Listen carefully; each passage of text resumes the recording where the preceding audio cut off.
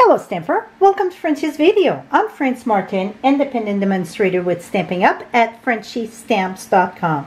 Today it's a basic vintage watercolor. Most people know that watercolor sometimes can take a little bit of time consuming, and like for this one, my best advice is you color one color, let it dry, then come with the other one, so then you don't have a Mod Podge of mud, put it that way. So this would take a little bit more time, but for me it's very soothing and I love it. Now this year it's very quick and simple, so let me share how to do this. The stamp set for today, it's Feel Like Home. It's a celebration stamp set, September 2021. You can, with a qualified order, that would be $50 or more, you can choose this set for free. So let's get started. So first thing, this is a little bit tricky because it's not a straight stamp, meaning, you know, you get it's all around. So the best thing, and I cannot move it because I wanted to speed up the process, didn't want to wait in between my layers for stamping, so I cannot move it, but I'm going to share one thing, how I position that. So we're going to take our soft suede ink that, it's here. And what I done, and I got a tip video on that. Let me put a case under when we use the Stamparatus. So if you see, I got a window sheet here. I put my window sheet, and first I decide, okay, this should be about right. Then I can see if it's straight. It's very like faux illusion, or I don't know how to say that, but I got one here. See the first attempt? See, my door was crooked. And this one, it's off a bit. So I'm like, wait a minute. I did a tip video on this, so I decided to use, this is just a window sheet. So you can use that over and over because you can just wipe that. Just spritz some water and wash it, or voila. So then you can see through also, so it makes it very easy. Okay, now we got that. We're going to take a piece of, this is watercolor paper. I started here with a piece of 5 by 3 3/4. Now we're going to put this one right here. You know, we got two sides to the paper, so it's lovely. We're going to ink with soft suede. So the first step, it's soft suede. Now, stamp this. Even if you don't have a perfect image the first time, it is okay. And because I'm stamping in the corner, I can remove this to work on it. So let me move this aside for now. We're going to take an aqua painter. Whoops. And you want to make sure you get the water coming out, that your brush is wet when you start. So I'm just making sure my brush is wet. I'm going to remove the water here. And I do all around the edge. So you're going to just wipe the ink that you got here. So I like to do a wiggly, you know, not a square, or I just do a wash. So I call this a wash. And I'm going to go all around.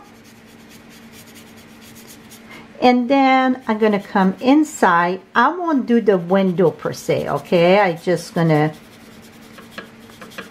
and even if you keep some white, oops, not the window, I did a bit, but that's okay. I can, it's still going to be usable, trust me. This is a very forgiving watercolor technique that really you cannot mess up. So voila. Now you need to let this dry. You can use the heat tool, but to speed it up, I prep one that it's ready to go. So now we can do the next step. I decide in this one to add some old olive and soft suede. Not soft suede, so saffron. So the so saffron is for the window. If you don't want to put ink in your lid, what you can do, it's take a clear block, tap it in, and this one to use as a palette for our ink. So take your, make sure it's wet, not, you know, not dripping, but wet. You're going to take some of the ink, and then we're going to add that in the window. It's just to put like a little bit of light in the window. So I just tap that a little bit. Now I see here could have had some more brown, so I'm just going to blend that. Voila. So now I got my window that got the light coming through. Now we're going to go with Old Olive. This one I'm going to use right in the my case there. Let me move this so I don't have a fiasco. Now we're going to go ahead and just tap a little bit. So I'm going to squeeze some water here.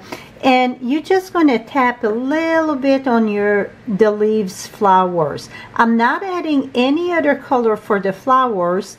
This is kind of vintage. I'm keeping the color very, very light, okay? And really, we're going to do that on the other one because I need to finish this one with, I'm just going to do a little bit so then we can do the next step. So I'm just adding a little bit of green, okay? And as it's dry, also it dry lighter. So keep that in mind. So just bits here and there. So some of it look dark, but when we're going to put the next layer on this, meaning the next layer stamping, it won't be as dark. And if you notice, I don't really pay attention exactly where the leaves were or so on. I mean, a little bit, but it can go off and so on. It's just going to add some character to your card. Now I forget the little one here. Here we go. That's about it. So just barely add a little bit of green to your card. Now we're going to bring back the Stamparatus, and remember we kept them at the same position, so that's why you don't want to remove your stamp on your Stamparatus till you're done. Now this should be dry all the way. Like I said, it's much better if you let everything dry. I like it to dry naturally than using the Eat tool. Because what happened with the Eat tool, if you get a little puddle of water, it's just going to spider web. Now, the next step is to use your early espresso. Now I'm going to come here.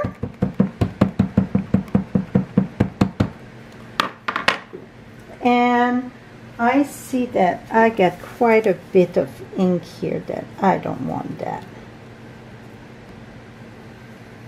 Here we go. Okay, we got early espresso, and we're going to stamp. Maybe we want to stamp more than once. We'll see. So let's put some good pressure on this. Up.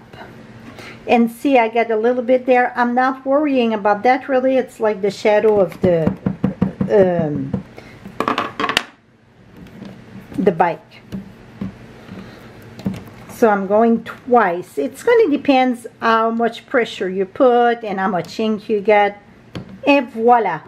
So now, when it's dry, it's going to be a lot softer when it's dry. So you can see it's very vintage. So that is the quick way to do a watercolor like vintage. Now for this one, I did the same than this.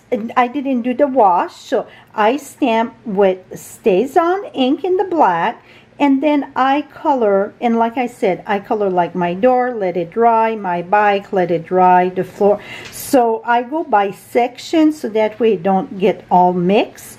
And then when I was done, it was all dry, I put it back on the Stamparatus and stamp again over with my StazOn. Did I say Versamark? I'm sorry. It's StazOn. Stamp with StazOn. So with stamping back after you're done with your watercolor, it's just bring the image to life, because sometimes you go off, because watercolor should be droopy, really. So let me close this here. See, I can put that there. And so you can see I put some yellow. I put basic gray crumb cake in the door. And this is gray granite, old olive, Cajun. The bike is Bermuda Bay. So I just play with the colors, but it's the same. You want to stamp back after you're done.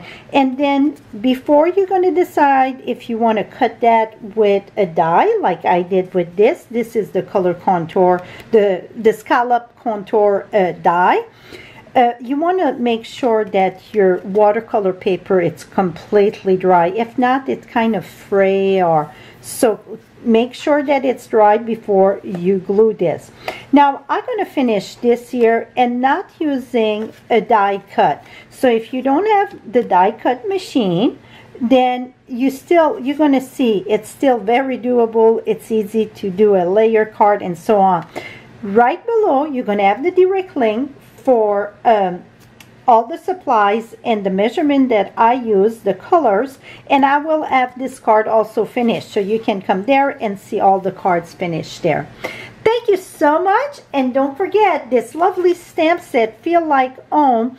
It's free with qualified order. That's $50 in the US, and it ends September 30th or while supplies last, whichever comes first.